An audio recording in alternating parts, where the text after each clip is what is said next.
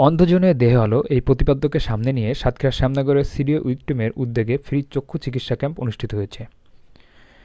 Khulna BNSB চক্ষু হাসপাতাল ও site সেভার্স এর যৌথ সহযোগিতায় এবং শ্যামনগর উপজেলার স্বেচ্ছাসেবী সংগঠন সিডিও উইকটিমের বাস্তবায়নে 10 জানুয়ারি রবিবার সকাল 9টায় শ্যামনগর মডার্ন স্কুল চত্বরে ফ্রি চক্ষু চিকিৎসা শ্যামনগর উপজেলার সহকারী কমিশনার ভূমি ও নির্বাহী ম্যাজিস্ট্রেট আব্দুল হাই সিদ্দিকের সভাপতিত্বে শুভ উদ্বোধন করেন সাতক্ষীরা 4 আসনের মাননীয় সংসদ সদস্য এস.এম. জগলুল হায়দার।